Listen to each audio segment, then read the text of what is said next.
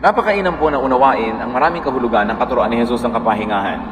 At isa dito, isang kabanata na hindi laging madaling maintindihan, lalo dun sa mga always demanding to be served and to be ministered to.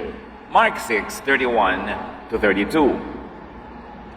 But so many people were coming and going that Jesus and the apostles did not even have a chance to eat. Then Jesus said, "Let's go to a place where we can be alone and get some rest." They left in a boat for a place where they could be alone. Alam po natin na ang Panginoon ay naging masyadong in demand. Gustong-gusto siyang sundan, puntahan ng mga tao sapagkat pinapagaling niya ang mga sakit ng mga tao, pinatatawad ang kanilang mga kasalanan, at pinakakain pa sila ng aktual at physical na pagkain kung kailangan. Ang mga lumpo nakakalakad, ang mga nangangailangan dinirinig. At dahil doon, dumami ang demand, ang pangangailangan sa ministry ng Panginoon. Sinanay niya kanyang mga disciples na makagawa ng ganun mga bagay. Maging mga miracle workers at makasagot, makatugon sa pangangailangan ng mga tao. At yan nga ang kabanata na ating binasa, minsan ay sobrang pagod na ang kanyang mga disipulo. Wala na silang kapipahinga, hindi mapatid-patid ang dating ng mga tao, ang dami nilang mga demands. Lahat naman valid. Lahat ay dapat nang pakinggan sapagkat sila ay nagdurusa, nahihirapan, may mga sakit. Pero ang sinabi ng Panginoon, iwan muna natin ng mga taong yan. Lumipat muna tayo ng lugar kung saan hindi sila makasusunod at tayo mapag-iisa para kayo ay makapagpahinga. Bagamat mahal lang ng Panginoon yung mga taong pinaglilingkuran, mahal din niya yung mga tagapaglingkod. Mahal din niya yung mga servants. Na hindi lang laging yung mga tao ang iniintindi, yung ding mga workers kailangang magpahinga. The disciples were very worn out and stressed by the people's need and their unending demand for ministration. So Jesus took them away from work, from the people, from stress. Very importantly, we should know that the people, though they were needy, were made to wait. Because even the workers needed rest. And the workers were given private time and private space para sila makapagpahinga. Jesus ministered also to the ministers. At dyan ay may mga makukuha po tayong lesson, mga kapatid. Huwag sobrang pagurin ang mga naglilingkod sa atin. Hindi lang yung naglilingkod sa ating spiritual na pangangailangan, yun din naglilingkod sa ating mga physical, emotional needs. Huwag sobrang pagurin ang iyong asawa na lagi na lamang siyang uunawa, siya ang lagi na lang mag-iintindi sa'yo, siya ang lagi mag-aalala. Huwag sobrang pagurin ng magulang na laging siya na lang ang provide. Ito namang si anak ay gasta na lang ng gasta, hindi mo lang marunong magtipid. O kaya hindi mo lang maghanap ng part-time job. Huwag sobrang pagurin ng anak. Halimbawa, kung sakaling yung anak naman ang pinakikinabangan at siya yung mabunga, wala namang ginawa ang magulang kundi humingi na lang ng humingi. O yung mga kapatid, kahit sino. Yung nakakapitan natin sa oras ng pangangailangan, bitawan naman natin pamisa-misa na makapagpahinga sila. Yung natatakbuhan natin sa oras ng kagipitan, huwag naman natin laging gipitin kahit sa mga pangangailangan nating pwede namang ipaghintay, ipagpaliban o hindi sa kanya ihingi ng lunas. Hindi natin kailangang patayin yung manok na nangingitlog ng pinakikinabangan natin mga itlog. Hindi natin kailangan patayin yung halaman na ang bunga ay pinakikinabangan natin. Dapat yung ding naglilingkod ay pinagpapahinga. Yung nagbibigay ay pinagpapahinga, lahat kailangan ng pahinga. Kaya yung mga asawa na hindi na nakakatiis kuminsan, nilalayasan lang yung asawa nila, hinihiwalayan na lang dahil pagod na sila. Wala silang makitang kapahingahan, kundi yung lumayas at bumukod. Kung lagi siyang nag-aalala, lagi nagseselos, laging natatakot, lagi na lamang nahahabol-habol, lagi na lamang na nag-iisip, napapagod din. Lahat may kapaguran. So when tired or stressed, rest. Get some rest. Because people will not always give it to you. You've got to get it. Purpose to rest. Kasama sa isang tunay na responsableng pamumuhay ang pagpapahinga. Pag sobra ka nagpapakabayani, inuubos mo lahat ang iyong lakas, either magkasakit ka, o mamatay, o magsawa, at bigla na lang tumigil. That's why when you rest, brothers and sisters, rest on time. Hindi pinaghihintay ang pagpapahinga. At napakaganda ng salitang pahinga sa Tagalog. Pag tumatakbo ka ng ubod bilis, nahabol-habol mo ang hininga mo, kailangan mo ng pahinga.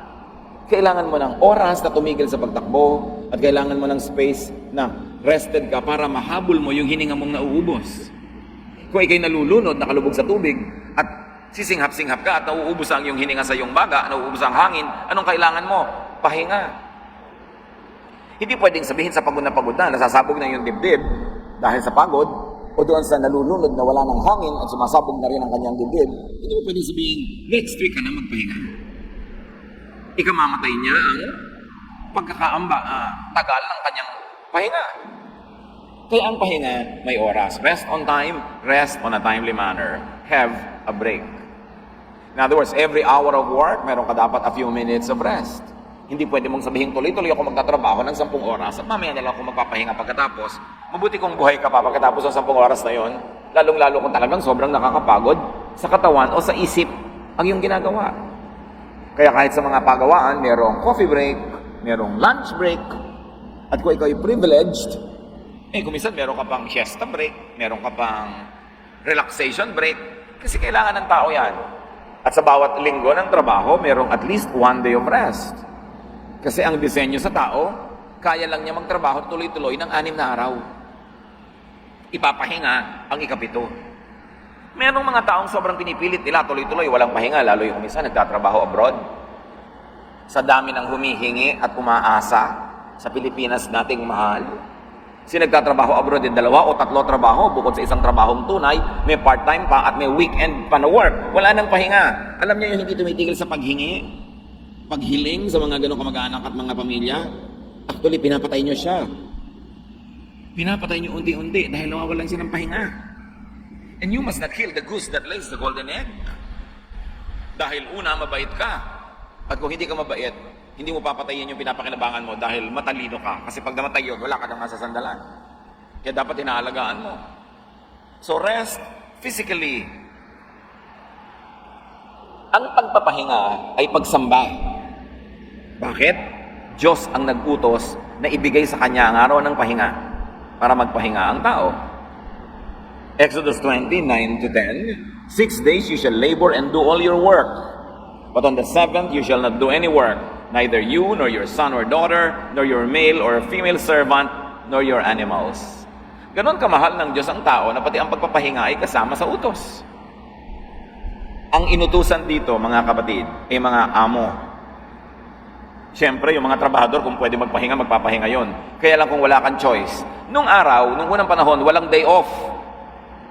Ang mga alipin ay alipin 7 days a week, 24 hours in every 7 days.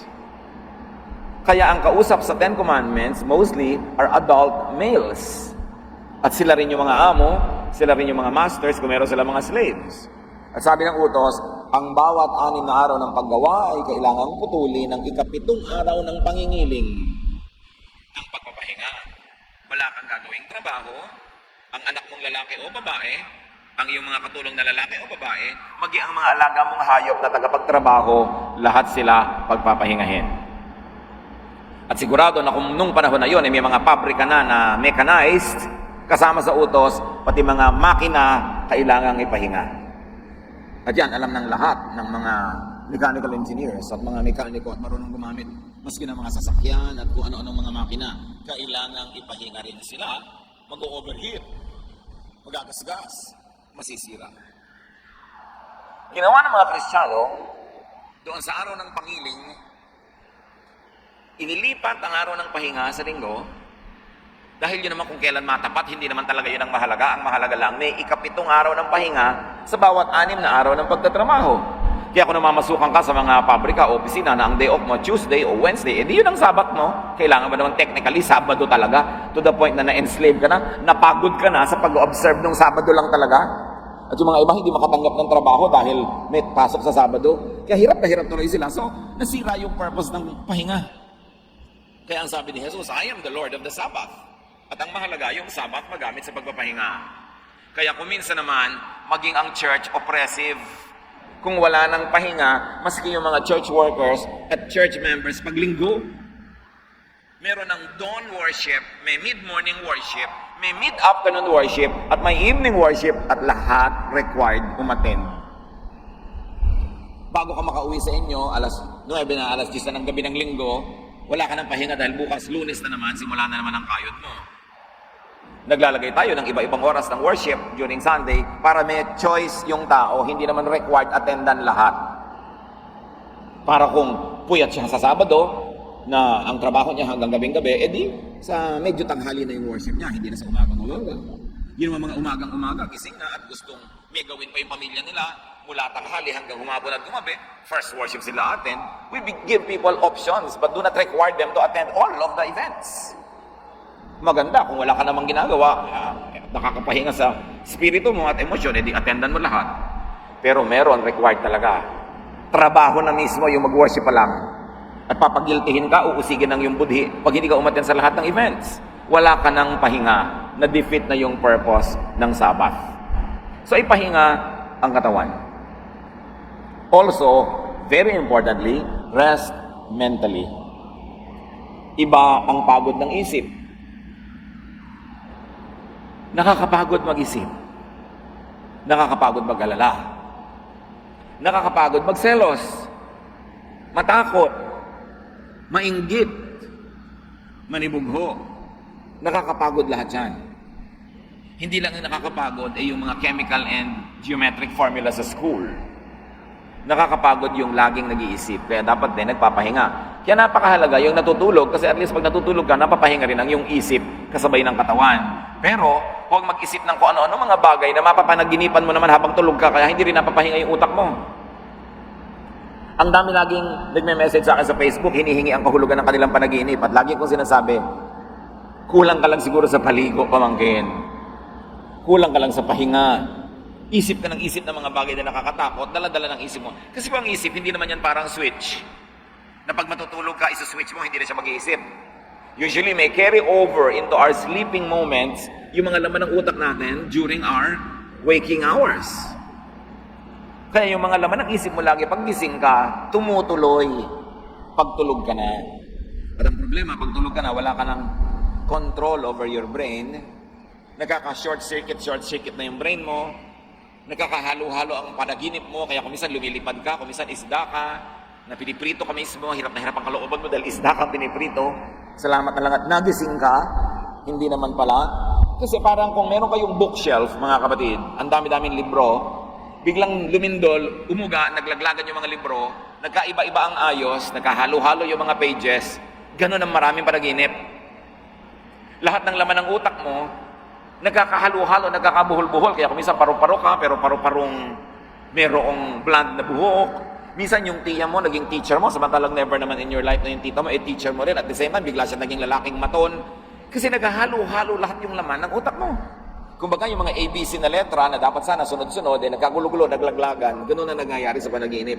Kung minsan yung sunod-sunod ng magulo na yon, parang may sense din, kaya akala mo may message sa'yo.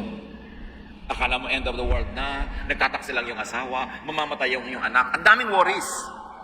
Kaya ang mahalaga, pag matutulog ka na, tigilan ng kaiisip na mga bagay. At napakasamang gawain yung manonood ka ng horror movie bago ka matulog. O manonood ka ng sobrang lungkot. O sobrang mga nakakatakot na mga bagay. Matutulog ka na lang, global warming pa ang papanoorin mo. Manonood ka ng mga Holocaust movies about the atom bomb. Dala-dala mo yon hanggang ikaw ay matulog. Kaya mahalaga bago ka matulog, magbasa ka ng scripture, pero huwag naman yung revelation ang basahin mo kasi hindi na siya masarap mapaginipan. Babasa ka ng mga Psalms, mga Proverbs, yung mga nakakapagpaligaya para mawalan ka man ng control sa iyong ulirat, sa iyong utak, masaya pa rin at maganda ang panaginip mo. Ecclesiastes 12:12 says, much study wearies the body. At ganoon din sa pagbabasa ng Biblia, mga kapatid, kung hindi ka equipped, hindi ka trained, huwag kang sobrang magbasa at lalagyan mo na ng kahulugan ng bawat tuldok, ang bawat period, ang bawat sentence, ang bawat bagay doon. Kasi ang nagiging ending ko minsan sa sobrang mapagbasa na hindi trained magbasa ng tama at hindi trained mag-interpret, ang nangyayari, natatakot lang. O kaya nagiging sobrang masungit sa kapwa. Kaya sabi ng mga iba, huwag ka magbasa ng Bible, nakakasira yan. Kasi ang parang effect talaga dun sa iba, para sila nasisira. Kasi walang discipline, walang Science, yung pagbabasa nila. Kung ano nalagang makita, biglang i-apply sa buhay nila. Samantalang yung kausap, hindi naman siya ibang tao. Paano mo i-apply sa buhay mo yung katuruan na hindi naman ikaw yung kausap noon ng turo, wala ka naman doon, ang layo-layo ng lugar, ang layo-layo ng panahon, bigla mong i-apply sa buhay mo nang wala ka namang kasanayan sa interpretation, sa application, malamang mapagkamala ka talaga ng kapitbahay nyo na nabaliw. Hindi masamang magbasa, pero pag-aralan naman kung paano nagbabasa. Napakarami mga biktima ng mga hindi naman marunong magbasa, hindi naman sanay, hindi aral, biglang magtuturo ng kapwa, magtatayo ng mga kongregasyon, sari-saring pahirap sa buhay ang iniimbento, at sari-saring mga dagdag na kapaguran ang nalalagay sa kanilang buhay. Dahil ina-apply nila sa buhay nila yung mga utos na ibinigay 2,000, 3,000 years ago sa isang malayong tribo na hindi ka naman ngayon member ng tribo na yon. Paano mo i-apply sa buhay mo yung mga katuruan nun? May kailangan academic discipline yun para hindi maligaw ang pagbabasa. At ang pagbabasa at pag-aaral ng Biblia ay magbigay ng kapahingahan, hindi ng kapaguran. Ang pag-aaral ng salita ng Diyos, dapat ang ending, napapahinga ka, hindi napapagod. Napapanatag, hindi natatakot.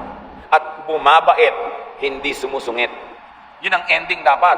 Pag ang nagiging ending ng yung pag-aaral, ikaw ay nagiging matatakutin, nagiging judgmental ka, nagiging masugit ka sa kapwa, sumisikip ang yung buhay, dumadami ang mga problema mo at mga bibigat na pasanin dahil iniisip mo, ipinapapasa sa iyo ng Diyos, mali ang pagbabasa. Why? Jesus says, "Come to me, all of you who are tired and heavy laden, and I'll give you rest." Hindi naman sinabi ni Lord na sumunod kayo sa akin at papagurin ko kayo. Gagawin ko kayong judgmental. Ang sinasabi niya, I will teach you how to forgive. I will teach you how to find rest and how to be loving. Yun dapat ang ending. Kaya pag may mga nagtatanong, paano po malalaman kung tama o mali ang pag-interpret ko sa Bible? Maraming sagot dyan. May academic answer, may scientific answer dyan. Pero, ang pinakamadaling maintindihan na answer, kung mali ang basa mo sa Bible, ang nagiging bunga sa'yo, matatakutin ka, masungit ka, at humirap imbes dumali ang buhay mo. Dumami ang amo mo imbes mabawasan. Because Jesus says, truth sets free. And I have come so that you could be free. So, much study wearies the body. Kumisan may mga tao hindi naman talaga sanay, pagtutumpok-tumpok sila, magba-Bible study sila. So wala namang parameters para malaman nila kung matama ba, mahusay ba yung interpretation o hindi. Ang nagiging mga interpretation kumisan sobrang, ay ganyan pala. Dapat pala huwag tayo magpapagupit ng buho. Ang haba-haba na hanggang sahig na, hindi na nagpapagupit. Dapat pala ganito lang kakainin natin. Ang layo-layo sa tunay na buhay nila, yung actual na binabasa at kulang ng kasanayan kung paano pagdudugtungin yung panahon na magkalayo at magkahiwalay. Kaya dapat pahinga. Rest from too much mental work. Rest from analyzing too much. And rest from worrying. Minsan magigising ka, yung nanay mo nakatulala, nakatunganga, may inaalala. Araw-araw ganon, gabi-gabi ganon. Kaya sabihin mo, Nay, kaiisip niyo naman, hindi niyo pa rin na-solve ang kahirapan natin. Please lang, huwag na kayo mag-isip. Dahil baka kaiisip niyo, masiraan pa kayo ng isip, dadagdagan pa problema natin. Kung ang kaiisip ay nakakalutas ang problema, solvein mo. Pero kung nakakahalata ka, hindi naman nasosolve, tigilan na muna ang pag-iisip na yan. Baka pati ikaw magkaroon ng mental sickness. Stop worrying, stop guessing, stop imagining. At isang dapat tigilan ng kaiisip ng mga Kristiyano, yung kaiisip kung kailan magwawakas ang mundo. Sinabi na nga ni Jesus, hindi naman sinabi kung kailan Kasi isip ka ng isip kung kailan. Bawat na lang may humangin, mayroong lumindol, bawat may kaunting gyera doon, ito na kaya ang end of the world. Kung mag-e-end na yan, malalaman mo pag nag-e-end na. So huwag mo nang alamin before. Meron ba? Baka po dapat tumigil na ako magtrabaho o mag-aral dahil mag-e-end na ang world. Kailangan mag-mission na ako. Ang linaw-linaw, sinabi sa Bible. Pagdarating na ang Panginoon, 2 men are working in the field. One is taken and one is left. 2 women are grinding at the mill. One is taken and one is left. Ibig sabihin, aabutan ng Panginoon ng mga tao, nagtatrabaho, nabubuhay ng normal sa ginagawa nila. Hindi nila itinitigil ang pagtatrabaho, ang pag-aaral, hindi nila itinitigil ang pagkikisa, ang pagkukula, ang paglalaba. At kung dumating ang Panginoon, anumang oras kang abutan, ano ngayon? Di salamat, dumating siya. Hindi naman yan nire-require na itigil mo ang buhay para abangan siya ng abangan. Rest, relax. Jesus wants us to relax. Huwag masyadong mag-isip. Matthew 6:25-34, sabi ni Lord, I tell you not to worry about your life. Don't worry about having something to eat or drink or wear. Can worry make you live longer? Don't worry about tomorrow. It will take care of itself. Tigilan mo ang pag-aalala. Sabi ko na hindi naman nakakapagpahaba yan ng buhay. At sa katunayan, nakakapagpaiksi pa nga. Kaya mo bang pahabain ang buhay mo, kaiisip? Sabi niya, huwag niyong isipin yung bukas. Yung bukas ang mag-iisip para sa sarili niya pagdating niya. Sapat na naharapin mo yung ngayon, yun na lang isipin mo. Kaya mo yan. Binigyan ka ng Panginoong kakayahan na isipin kung ano yung kaharap mo ngayon. Pero para isipin mo yung nakaraan, tapos na, i-replay mo ng i-replay ang lahat ng pagdurusa at hirap mo nung araw. Pagkatapos i-fast forward mo ang lahat ng hirap na ini-imagine mong darating bukas, talagang hindi mo makakayang sabay-sabay na dalhin yan. Pero kung yung ngayon lang, the task at hand, the challenge that you are facing immediately, kaya mo yan, binigyan ka ng Panginoong kakayanan yan. Sabi niya, don't worry about tomorrow. Tomorrow will worry about itself. Hindi ibig sabihin na hindi ka na mag-iipon, hindi ka na mag-aaral, hindi ka maghahanda. You do what you can practically do so that you could be in a better position when tomorrow comes, but you don't worry about the outcomes of what you do, what people do. Do only what you can. Give the mind a break. Kailangan pinagpapahinga ang isip. How will you give your mind a break? With non-thinking. Yung hindi ka rin nag-iisip pamisa-misan. Huwag laging masyadong matalino.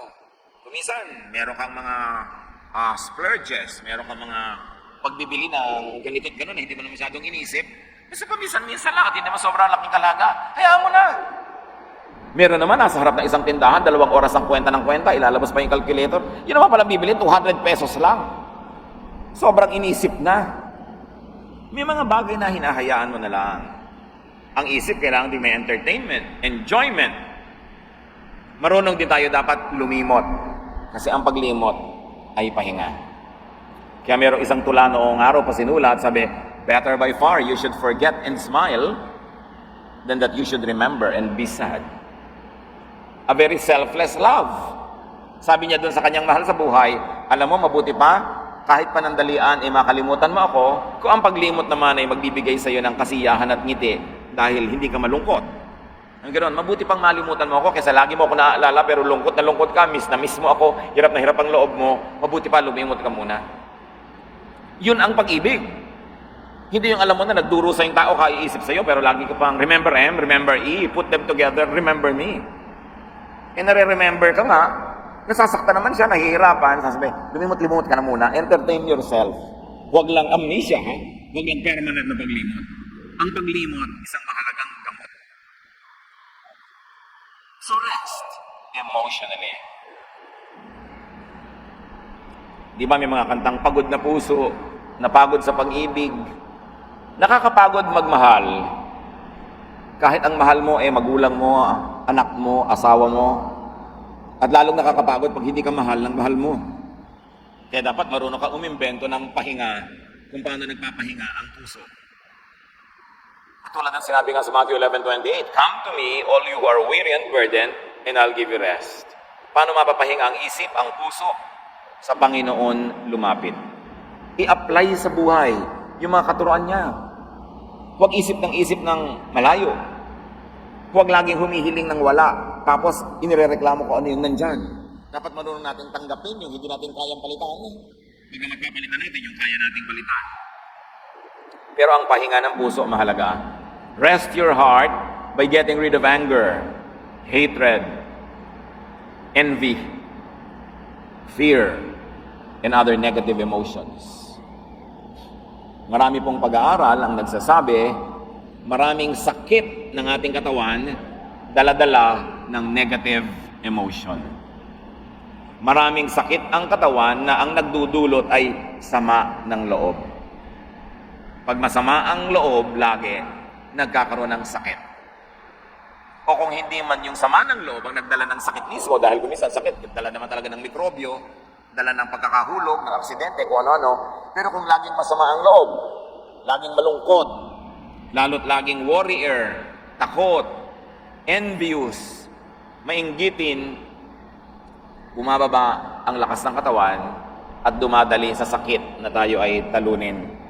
Maraming pag-aaral, na yung mga taong masayahin, palatawa, kahit nasa ospital, mas mabilis gumaling. Kaysa doon sa mga laging nagmumukmuk, laging nagdadrama, laging nagsesentimiento, kahit walang sakit, nagkakaroon. At pag dinadapuan sila ng sakit, tumatagal ang paggaling dahil nga laging masama ang kanilang loob. Sabi pa nga po ng mga ibang mga eksperto sa physical health at gumagawa ng mga pag-aaral ng integrative health and wellness, maraming mga sakit na idinudulot sa baga. Halimbawa, yung mga pag-aalala, yung mga takot. Ganon din sa sikmura. Nagkakaroon ng mga sakit yung mga worrier, yung mga laging obsessive-compulsive. Nagkakaroon ng sakit sa puso, sakit sa atay. Pagka daw magagalitin, nagkakaroon ng mga sakit sa atay. Yun na kung may sakit ka na sa atay, magagalitin ka pa, lumalala pa. Pero may sakit sa atay na kasi may nakain kang mali, meron kang mga ginawang wrong diet. Hindi laging emotional. Pero pag kinambalan ng emotional sickness, ang physical sickness, lumalala. Kaya kung gusto ninyo na matibay ang katawan, mahirap dapuan ng sakit, o dapuan man ay madaling gumaling, pasayahin nyo ang inyong mga sarili. Huwag laging manood ng sunset kung nagpapalungkot sa inyo ang sunset. Huwag laging manood ng drama, nagalit ka doon sa mga kontrabida. Bakit nyo natitiis magalit tapos bukas pa nyo malalaman kung anong nangyari? Bakit nyo natitiis na mag-alala kung sino ang ama ng bata? 3 months nyo pa bago malaman yan, saka huli-hulihan na lang na palabas ng drama na yon. Bakit gusto nyo manood ng napakabait na taong pinagsasasampal, sinasabunutan, pinaplansya, inaape, at gigil na gigil kayo ng ilang buwan? Tapos magtataka kayo, nagkakaroon kayo sakit. Yung iba, nagiging cancer pa. Ano yung mga sobrang magtimpi? Nakakalungkot. Madalas sila pa yung nagkakaroon ng mga cancers. Timping-timpi ang tawa, konti lang. Timping-timpi ang ligaya. Panay ang pagtanggi ng kanyang tunay na nadarama. Atrak na sa tao, ayaw talaga tumingin, timping-timpi. Nagkakasakit. Kasi hindi na-express ang sarili. Kaya mga kapatid, napakahalaga, this early, pag-usapan natin yan. Kayo man, huwag niyong paguri ng kapwa niyo. Huwag niyong dominahin ang mga tao sa inyong paligid. Kasi pag kinokontrol niyo sila, kinokontrol niyo kung ano kakainin nila, isusuot nila, kilos nila. Pag sobrang yung kinokontrol ng tao at kulong na kulong siya at taling-tali dahil sa inyo, siya may magkakasakit. Magkasabay kayo. Kasi ikaw man, kakokontrol ng tao, pagod ka rin. Isipin mo magkokontrol ka ng iba, nakakapagod yon. Kaya, the ministry of Jesus is a ministry that sets free. Nagtuturo, nagbibigay ng guidance, then you set people free. Pag nagkamali sila, you forgive. Tapos agad ang problema. Hindi ka nagtatanim ng sama ng loob. Yung iba, nagtatanim ng sama ng loob. Isipin nyo na lang, sama ng loob. Masama, nasaan? Nasa loob. Sino lugi? Sino nag-iingat? Sino ang nagkikimkim? Yung may katawan. Nasa kanya ang sama ng loob. Hindi may lason ka sa sarili mong puso. Nilalason mo yung dugo, nilalason mo yung katawan, magkakasakit ka. Yung mga taong mahilig magtampo, maghinanakit, at magtanim ng sama ng loob, lalo pag ang tao ay mahilig mapuot, magalit. Alam niyo yung galit na talagang halos mapatid ang mga ugat, sumabog ang mga maliliit na ugat sa ulo, nakakapagbigay ng sakit sa katawan yon. Sa puso, sa atay, at sa iba pang mga internal organs. It's not healthy. Kaya ang sabi sa Ephesians 4:31 to 32, stop being bitter and angry and mad at others. Don't yell at one another or curse each other or even be rude. Instead, be kind and merciful and forgive others, just as God forgave you because of Christ. Sabi, tumigil na kayo ng awayan, bangayan, sigawan. At kung kayo, kapatid, ay may Kristo sa puso, o meron kayong kim-kim na natural na kabaitan, tapos nanakit ka ng kapwa, nagsalita ka ng masakit, sinigawan mo, ininsulto mo, masakit sa dibdib mo yun. Kahit nasaktan mo ang kanyang damdamin, nasaktan ka rin. Kung tao ka. Mabigat sa dibdib na dalin yung alam mong nakasakit ka. So bakit ka mananakit? Una, nasaktan siya. Pangalawa, nasaktan ka rin. Nobody wins. He who loses his temper usually loses. Pag madaling magpakawala ang bibig mo ng mga salita na masakit, talo ka. Kasi una, sinasaktan mo yung sarili. Pangalawa, inaalis mo ang favor ng Diyos sa'yo. Pangatlo, inaalis mo ang pag-ibig at pagmamahal ng kapwa na meron sana sila para sa'yo. Luging-lugi ka. Kaya habang bata pa, huwag pang magalit. Ang bata-bata mo pa, magkagalit ka na agad sa mundo? Huwag pa. At pag matanda na, dapat huwag nang magalit. There is nothing more pathetic than an elderly person who is still always angry. Nakakalungkot makakita ng matatanda na ang tanda-tanda na magagalitin pa. Hindi na natutong magpasensya, magpatawad, magpigil sa sarili.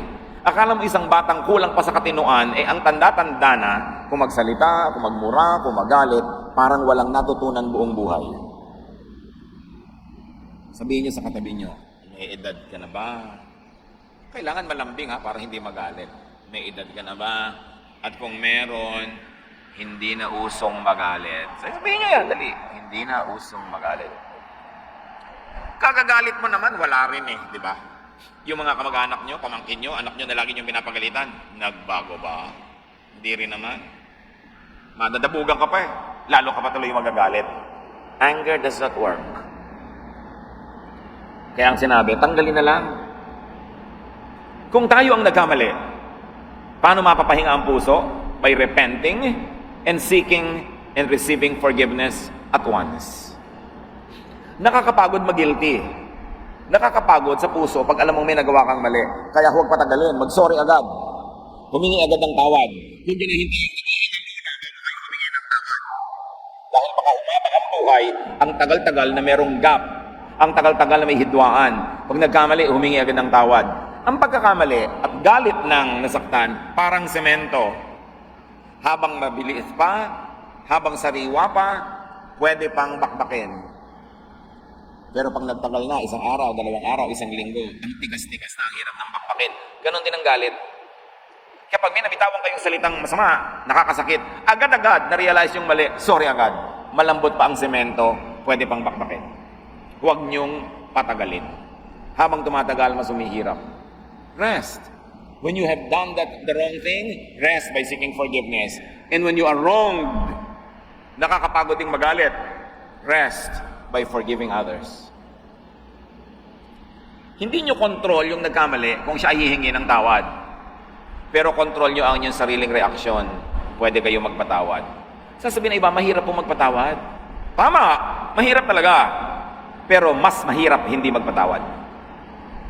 Mahal ang bayad ng pagpapatawad, pero mas mahal ang bayad ng hindi pagpapatawad. Dahil patuloy ka rin nagdurusa. Nagtatanong yung iba, paano ko po mapapadali ang mapatawad ang kapwang nagkakamali sa akin? Una, isipin mong mistake lang yun. Tao lang siya, nagkamali siya, maaaring hindi niya sinasadya. So mapapatawad mo. Meron lang pwedeng sinadya, ninakawan ka.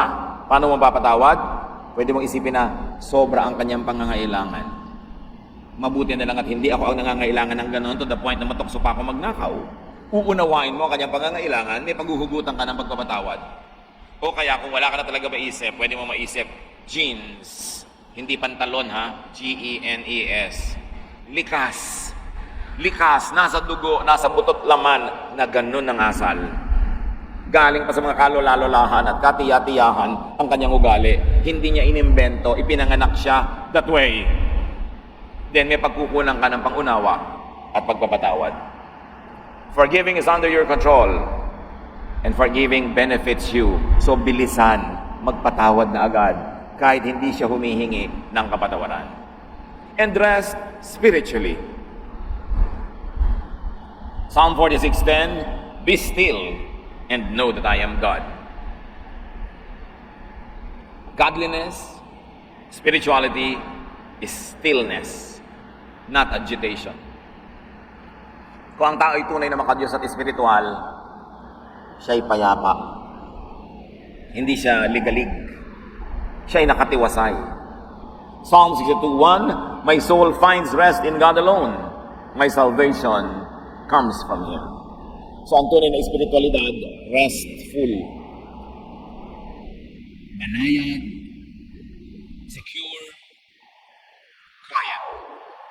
So, mga kapatid, rest from too many religious issues and especially quarrels. Rest from oppressive religiosity. Yung mga paniniwalang relihiyoso na sobrang nakakapagod, ang taas ng expectation hindi mo maabot, performance-based, lagi ka nalang sinusuri, inuusig, sinusukat, nakakapagod yon. Don't have that kind of religiosity. A kind of religiosity that always measures others and yourself. Remember, ang pang-measure sa atin ng Diyos, yung kanyang love, kaya niya tayo napapatawad. Bakit mo napapatawad yan? Kasi mahal ko. Hindi dahil kasi magaling siya, kasi mahusay siya. Kaya pagmamahal talaga, napakalaking bagay. Pag maunawa natin yan, tatahimik ang iyong loob. Pag naunawa mo ang tunay na pagmamahal, pagpapatawad at pagtanggap. Hindi possession, hindi control. Yung iba, maling mag-handle ng love. I love you, therefore I will control you. I love you, therefore I will possess you. Napapagod ka at napapagod din ako. Kaya mamaya mawawala na yung love, nagiging hatred. There's a very thin line between love and hate. That it is so easy to hate the one you used to love. Kasi mali ang pag-handle ng pag-ibig. At mali rin yung handling ng religion na nakakapagpahirap. Yung sobrang hirap. May mga nagtatanong pa, hirap na hirap po kami, pambili ko na lang ng gamot ang natira kong pera, pero pang-tight ko pa ito eh. So ita-tight ko po ba? Kung ako tinatanong mo, ibili mo na muna ng gamot. Pero utang yan ha, bayaran mo later. Kung nagkaroon ka na. Pero alam nga namang hindi mo nabilin yung gamot dahil dire-require ka, hindi kaya maintindihan ng Diyos yun. Ganun ba naman yung religion? Sobrang mag-require, namamatay ka na, kakainin mo na, kailangan ibigay mo pa. Si Jesus nga nagpapakain. Pero tatandaan mo, huwag kang mamihasa. Pag dumating naman yung panahon na kaya mo na, bumawi ka. Pero kailangan may pahinga. Hindi blind obedience to unbending laws. That is not spirituality. That is just religiosity. Kailangan may lugar para magpahinga. Para ikaw ay makapag-relax. Para mapahinga ang iyong isip, ang iyong puso. Matthew 23:1-4. Jesus said, the law of Moses is taught by the people, but don't do as they do. Yun daw mga Pharisees. They pile heavy burdens on people's shoulders and won't lift a finger to help. Nakita niyo yung pamumuna ni Jesus sa mga religious leaders sa kanyang panahon? Sobra daw magpataw ng bigat sa balikat ng mga mananampalataya. Ang daming hinihingi, ang daming requirement, ang daming bawal, ang daming abuloy, ang daming kasalanan, ang daming guilt, pagod na pagod yung mga tao. At yun ay pinuna ni Jesus. Kaya kung meron siya mga salitang mababagsik para sa mga religious leaders na pinapahirapan yung mga tao imbes pagaanin ng dalahin. So pinapabigat ba o pinapagaan ang isip, ang loob, ang buhay? Mahalaga para mapahinga ang ating espiritu, mga kapatid, piliin nyo kung yung ikinakagilty. Most of our guilts are just there because of conditioning, not because they are really bad. Kung pinagilty ka na hindi ka pwedeng umabsent sa choir practice kahit na nag-hemorrhage ka na, kahit na naghihingalo ka na, nagigilty ka ngayon dahil ang taas ng lagnat mo absent ka, hindi Diyos ang nagpagilty sa iyo niyan, baka yung choir leader lang. Maiintindihan ng Diyos, kailangan mo magpahinga. Pero siyempre naman, kailangan pag gumaling ka na, nandun ka na sa practice. Pagka sobrang hirap ng pagsunod, hindi na tama ang pagbabasa sa Biblia nun. Paulit-ulit ako dahil kailangan talagang hindi lang turuan ng mga tao, kundi palitan yung nalagay sa utak nila ng kitagal-tagal na ang ibig sabihin na pagiging makadiyos ay walang katapusang pagdurusa, pagtitiis at pagsasakripisyo. Hindi yun ang hinihingi ng Diyos. Ang hinihingi niya sa atin ay maging maibigin sa kapwa at sa Diyos. Hindi yung patayin mo ang sarili mo kahit hirap ka na, masunod mo lang ang legalidad. It is important to learn that. Kaya paulit-ulit dahil kung hindi mo uulitin, hindi naman matatandaan dahil nauna na sa utak ng marami na pinalaki sa catechism, pinalaki sa mga kung ano-anong religious activity na lagi na lang mag-guilty. Kaya ang unang ginawa ni Jesus is to forgive sins. Kasi pag forgiven ka na, di huwag ka ng guilty. Forgiven ka na nga eh. Binura na nga. As far as the east is from the west, that's how far Jesus or God in heaven takes our sins away from us. Kaya huwag tayo laging mabuhay sa guilt. You have to learn to accept your natural limitations. You have to learn to accept what is true and natural in you, in your body, in your mind, in your emotion. Do not keep denying what is true. Kaya marami sa relihiyoso, hypocrites. Dahil hindi nila matanggap yung totoo tungkol sa kanilang sarili. Hindi nila matanggap yung iba. Kaya yung iba at sila napipilitang itago yung totoo para maging katanggap-tanggap sila sa panlabas na nyo. But they live double lives. Ang dami-daming relihiyoso, they live double lives. Iba yung panglabas, iba yung para sa audience, iba yung para makita ng mga kapatiran, at iba yung totoo pag napag-iisa na sila o mga ibang kasama. Pinipilit sila ng misguided teachings on guilt to live double lives, and therefore, hati ang isip, hati ang damdamin, magkakasakit. Kasi ang gusto ng Diyos, buo. Kahit pananalig, buo. Ang pagtanggap mo sa sarili, buo. Kung may bahagi ng katawan mo, ng sarili mo, ng katahuan mo na dinedeny mo, at may bahaging tinatanggap mo, hindi ka buo. Hati-hati. At dahil hindi ka pwedeng maging perfect, ang ginawa ng Panginoong Diyos, nagpatawad. At kung patuloy ka nagkakamali, pero itinutuwid mo naman, hindi ka lang nga perfect, kaya may confession. That's why you confess. 1 John 1:9. But if we confess our sins, He is faithful and just and will forgive us. Marami pa nagsasabi, hoy, Kristiyano ka na, hindi ka na nagkakasala, dapat. Misreading na naman of Scripture. Yung Kristiyano hindi nagkakasala, sa tingin ng Diyos yun sa langit. Kasi pinatawad na niya yung kasalanan mo, past, present, and future. Charge na niya sa cross, bayad na. So as far as God is concerned, hindi ka na nagkakasala. But in real life, nagkakasala ka siyempre. Kaya merong confession, kaya merong paghingi ng tawad. At habang humihingi ka ng tawad, hindi mo kailangan hampasin ang sarili mo, hindi mo kailangan pagurin ang sarili mo. Kasi si Jesus na nga ang hinampas, si Jesus ang napagod to save us. Kailan marirealize ang mga Kristiyano that they are loved by God, they are forgiven by God, and in spite of all the imperfections, they will go to God in the next life because their salvation is not dependent on their performance, but on the performance of Jesus on the cross. At pag nasa isip mo yan at naiintindihan mo yan, marerelax ka. At marerelax din ang pakikitungo mo sa iba. Gagaan, luluwag, magmamahalan kayo, imbes nagbabatuhan, nagpapatawaran, imbes nang huhusgahan.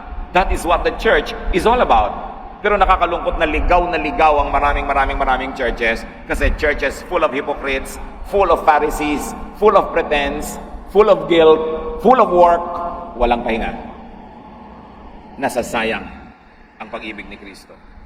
So pinapabigat ba o pinapadali ng ating pananalig ang ating buhay? So that's how you rest. You rest the body, the mind, the spirit, you rest the emotions. And how else do you rest when you are tired? Get away from the stressor.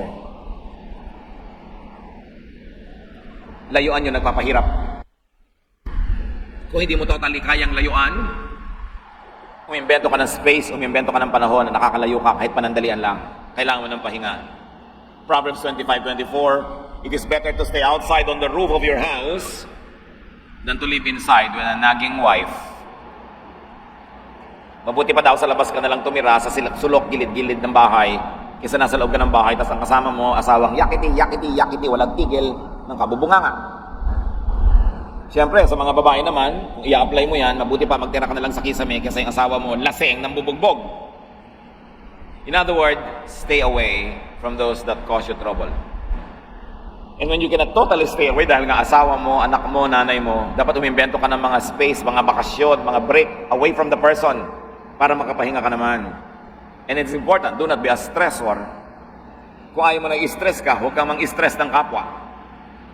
Genesis 13:8-9, nagkakagalit ang mga tauhan ni Lot at ng kanyang ama ina sa Abram dahil nag-aagawan sila ng mga bukid na kakainan ng damo ng kanilang mga alagang hayop, nag-aagawan sila ng tubig na maiinom ng kanilang mga alaga, etc., etc. So Abram said to Lot,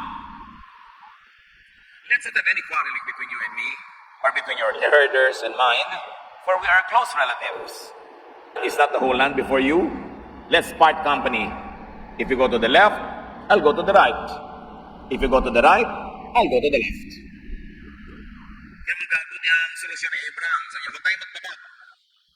Malaki naman ang lupain. Maghiwalay tayo. O ikaw na lang ang pipili. Pag pumunta ka dyan sa kanan, dito ako sa kaliwa.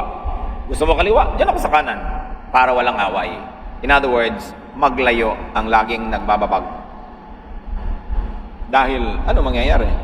Lalo lang kayo magagalit, baka magkapatayan pa kayo. So, be alone or be with company that does not stress you. Mapag-isa ka na lang, o kung may kasama ka, piliin mo yung hindi nakaka-stress kasama. Choose your companions. Pastor, asawa ko na po. Wala ka ng choice. Pumili ka na lang ngayon ng creative ways para magkaroon ka ng sariling space, sariling buhay, kahit may mga common life kayo, live together, umimbento ka ng life na sa'yo lang. At mahalaga, may sarili kang income. Mahirap yung wala kang income, aasa-asa ka doon sa asawa mong inis na inis ka, wala kang choice. Mabuti, may income ka rin. Kaya kung hindi rin lang kayo nakakakitang napakabait ng inyong asawa, lalo bago kayong kasal, magtrabaho na rin kayo para may sarili kayong income. Sino po mag-aalaga ng anak namin? Siya, pag-alagain mo rin siya, tsaka ikaw, hati kayo. Hindi ikaw lang nag-alaga, ikaw lang naglaba, ikaw lang nagluto. Tapos ipagmamalaki niya, siya lang yung kumikita. Tapos stress na stress ka sa buhay. Sabihin mo, ikaw lang pala kumikita, bueno, bayaran mo ko. Mga wives, pagka ipinagyayabang ng husband sa inyo na siya lang yung kumikita, etong pera ko, etong kita ko, sumingil kayo sa pag-aalaga ng mga anak niya. Magkano bang bayad sa yaya? Pag nagbabantay kayo ng bahay niyo, umaalis siya, sumingil kayo bilang security guard. At pag pinapapaligo kayo at gustong sipingan, alam niyo kung paano kayo sisingil, no? Ano, libre? Pagkatapos kung bigyan mo ko dito, akala mo, binibigyan mo yung dependent? Samantalang may participation ako sa buhay na ito. Kayo mga ibang asawa, ano po trabaho nyo? Wala po, sa bahay lang. Magdahan-dahan kayo na pagsasalita, mahirap na trabaho nyo nasa bahay. Baka kulang pa yung buong sweldo ng asawa nyo, kung isisingil nyo lahat, yung pagre-repair nyo ng mga sirang grupo, kano ba sumingil ang mga tubero?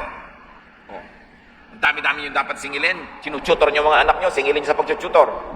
Huwag nyo sasabihin, ako ang nagtatrabaho, diyan ka lang sa bahay. Pareho kayo nagtatrabaho. Kaya hati kayo dapat sa income. Hindi naman siya makakalaya magtrabaho kung hindi ka nandun sa bahay. Hindi siya, mag-aalala siya, magluluto siya, mamamalengke siya. Share dapat. Hindi yung kawawang-kawawa yung babae o in another case, yung lalaki. Pero bihira naman yon.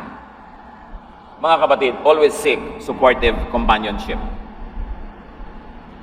Kaya ang mga nag-aasawa, hindi dapat nawawala ng kaibigan.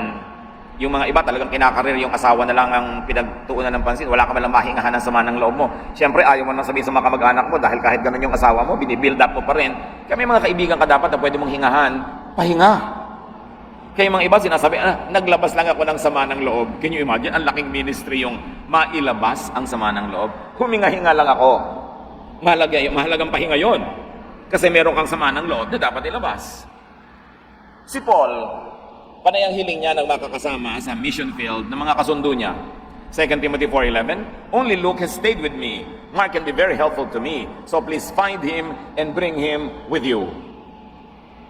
Palibasa, itong si Paul ay hindi married, walang asawa at walang anak, kaya ang mga kasama niya, yung mga kapwa niya ministers, mga batang tinetrain, ganyan. Pero meron talagang nakakapagpagaan ng buhay niya at hindi siya nahiyang sabihin, isama niyo yan. Gusto kong kasama dito sa mga ginagawa ko yung tao na yan kasi nakaka-minister siya sa akin. So, be with people you agree with. And be with people who agree with you. It's your right. Kung inimbita kayo sa isang event na 3 linggo pa lang bago mangyari yung event, stress na kayo dahil ayaw nyo yung mga makakasalamuhan nyo doon, decline the invitation, don't attend. Pero yun yung 3 linggo kayo nag-aalala, paano sasabihin ninyo, paano kayo ang kikilos, ang hirap yata nun. Kung pwede kayo mag-decline, decline. Lalo kung medyo may edad na kayo, you have earned the right to say no to invitations. Be with people that you like. You don't have to be with people you don't like. Or if you have to, minimize the length of time, minimize the degree of interaction, para hindi kayo na-stress. Amos 3:3, do 2 walk together unless they have agreed to do so? The obvious answer is no. Sabi niya, meron ba naman 2 taong naglalakad magkasama kung hindi mo na sila nagkasundong magsasabay sila? So kung hindi kayo nagkakasundo, edi huwag kayo magsabay para tahimik ang buhay. Be with people who do not drain you, those who do not take forcibly from you. May mga tao na parang iniistro nila ang inyong lakas. Pag nandyan sila, para nilang sinisip-sip ang lakas ng inyong katawan. Nakakapagod silang kasama. Iwasan nyo. Hanggat maaari. Bakit kayo papayag na lagi kayo madidrain? And then of course, how else do you react when you are tired? Get energized. Eat. And eat well. So 1 Kings 19, 5-8. Pagod na yung propeta, nung kumain, lumakas na uli. Lalo na nung siya ay natulog. So, sleep. It is important to sleep. Sleep well. Maraming pagod ang nawawala pag itinulog. Maraming pagod, maraming isipin, maraming mga alalahanin. Pag itinulog mo, nakakapahinga ka na. Yan din ang sinasabi sa 1 Kings 19, 3-5. Elijah was afraid and ran for his life. He came to a broom tree, sat down under it, and prayed that he might die. I have had enough, Lord, he said. Take my life. Then he lay down under the tree and fell asleep. Gusto na niyang mamatay, pero nung nakatulog, paggising, gusto na uling mabuhay. Kulang lang pala sa pahinga. Kaya mga iba dyan, Pastor, parang gusto ko magpakamatay. Itulog mo lang muna yung pamangkin. Baka pag nakatulog at nagpahinga, mamaya gusto mo uling mabuhay. Kung baka gutom ka lang, kumain ka na masarap, mag-enjoy ka sa buhay, mamaya gusto mo uling mabuhay. Gutom lang yan o pagod. So renew your mind, your soul, and your spirit. Isaiah 40:31. Those who hope in the Lord will renew their strength. They will soar on wings like eagles. They will run and not grow weary. They will walk and not be faint. So hope in the Lord. Pray. Read your Bible and read the chapters that will enlighten you and lift you up. Relax. It is important, mga pagod na tao, rest. Rest. Do not overestimate the strength of others. Give others the chance to rest. Give them the chance to rest from work, from stress, and even from yourself. Baka nakakapagod kayong kasama. Naisip niyo na ba yan, kapatid? Bilang isang nanay, nakakapagod ba kayong nanay? Tatay, nakakapagod ba kayo? Bilang isang asawa, pagod na kaya ang asawa niyo sa pakikasama sa inyo? Dapat nag-iisip din tayo. Sa inyong mga barkadahan, grupo-grupo, baka sobra kang dominante, ikaw na lang lagi nasusunod, ikaw na lang lagi ang may boses, baka nakakapagod ka ng kasama. Pagpahingahin nyo rin naman yung iba. Pwede mong sabihin sa asawa mo, Dear, magbakasyon ka muna away from me para ka mapahinga. Hindi yung kasama ka na naman sa bakasyon, tas nag ka nang doon sa buong bakasyon. Wala nang katapos, nagbakasyon pa raw kayo, bunganga ka rin. O kaya yung lalaki naman, sumama pa daw sa bakasyon, wala namang kakibo-kibo, ang ganda-ganda na ng view, nakatingolala. Tawanan na ang lahat, wala pa rin kibo. Lagi mo tuloy ine-entertain. Kaya yung mga ibang wives, pagka may lakad, sabihin, isasama ko po kaya yung husband ko? Pag isinama mo ba, alagain, entertainin mo dahil ayaw makipag-usap sa iba, nandun lang sa sulok, kaabutan mo ng pagkain, sasayawan mo, tutugtugan mo. Kung ganon, iwan mo na lang sa bahay, sabi mo, Dear, clean the toilet. Sumama ka nga sa party, alagain ka naman, di hindi rin nag-relax yung kasama mo, para siyang yaya. May ganun sasama nga pero walang kakibo-kibo, ayaw mag-cooperate, napagod lang yung kasama ka, entertain. So nakakapagod ba kayo? Isipin nyo yun. Yung mga kaibigan ni Job, nung pumunta kay Job, dahil ang laki ng problema ni Job, pinagpahinga muna nilang isip ni Job. Hindi nila sinisi, hindi sila kumumo. Job 2:13. Then they sat on the ground with him for 7 days and 7 nights. No one said a word to him because they saw how great his suffering was. Pag may nagdurusa, nahihirapan mga kapatid, lalo't ang pagdurusa nila ay nagkamali sila, nagkasala sila, at alam naman nila yon, hindi nyo na kailangang inag. Bilang kaibigan, bilang kamag-anak, bilang nagmamahal, pumunta lang kayo, magpakita lang kayo, nandun lang kayo, hindi nyo kailangang mag-sermon. Hindi nyo kailangang mag-moralize, lalo't alam na niya, ang pag-ibig nyo, yung support nyo is with your silence, not with your speech. Kasi yung taong nagkamali, nahirapan, tapos nagdurusa, nagbabayad ng mahal sa pagkakamali, ayaw muna niyang makinig ng lesson. Ayaw muna niyang masermonan. Gusto lang muna niya patigilin yung pagdurugo ng kanyang puso. May panahon na magsisermon. Later on kung gusto nyo, pero huwag niyong isabay sa pagdurusa ng kanyang kalooban. Nalunod na nga yung anak, pagdating mo pa, bakit mo pinayagang mag-swim? Yung sinisisi mo pa, wala sa panahon. Pag ang tao naghihirap, lalo dahil mali siya, dumating lang kayo, magdala kayong pagkain, nakipagkwentuhan lang kayo, o manahimik, pero huwag manisi at huwag magsermon. May oras para doon. For everything there is season and a time for every matter under heaven. People in distress need to relax. They need to rest. They don't need to be preached at. Maging blessing tayo mga kapatid. So kung kayo'y pagod, magpahinga. At pagpahingahin nyo rin yung kapwa. Dahil baka tayo ang pumapagod sa kanila. Yan ang gusto ng Panginoon. Yan ang puso ng tunay na Kristyanismo. That we find rest. Na tayo panatag. Na tayo ay payapa. Ama namin, ano man ang bumabagabag sa iyong mga anak, ano man ang pumapagod, turuan mo kami to enjoy your grace, your goodness, your kindness, so that we can rest. And teach us also to allow, to empower people around us so that they too can rest, especially if their stress comes from us. Pagbulay-bulayan natin mga kapatid, ang application yan sa buhay. Mahalaga ang ministry of rest.